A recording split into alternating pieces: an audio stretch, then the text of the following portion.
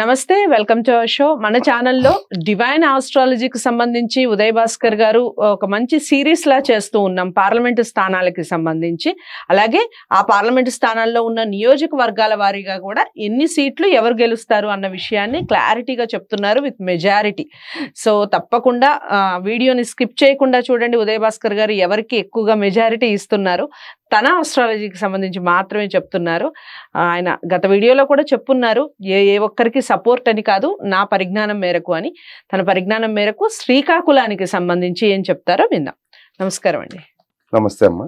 So Srikakulam జిల్లాకి సంబంధించి parliament స్థానానికి సంబంధించి ఎవరు గెలిచే అవకాశం ఉంది, అలాగే శ్రీకాకుళంలో ఉన్నటువంటి నియోజకవర్గాల వారీగా ఎమ్మెల్యే స్థానాలు ఏ ఏ పార్టీకి వచ్చే అవకాశాలు ఉన్నాయి చెప్పండి. తప్పకుండా అండి. శ్రీకాకుళం పార్లమెంటు స్థానంలో పోటీ చేసే ప్రధాన పార్టీ అభ్యర్థుల్లో ఇక్కడ శ్రీకాకుళం పార్లమెంటుకి టీడీపీ, జనసేన, బీజేపీ కూటమికే అవకాశాలు ఉన్నాయి. అది కూడా 45,000 పైగా కూటమి అభ్యర్థి పార్లమెంటుకి తప్పకుండా గెలుస్తాడు. ఇక రెండోది, ఈ శ్రీకాకుళం పార్లమెంట్లో ఉన్న నియోజకవర్గాలు, ఎమ్మెల్యే నియోజకవర్గాల్లో ఆముదాల వలస ఎమ్మెల్యేగా 6,200 ఓట్లతో వైసీపీ గెలిచే అవకాశాలు ఉన్నాయి.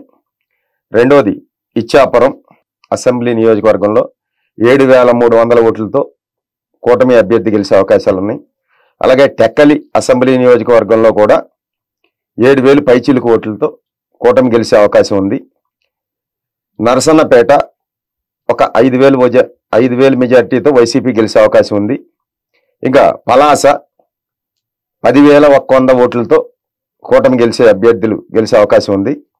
రెండవది, పాతపట్నం 7,150 ఓట్లతో కూటమి అభ్యర్థి గెలిచే అవకాశం ఉంది.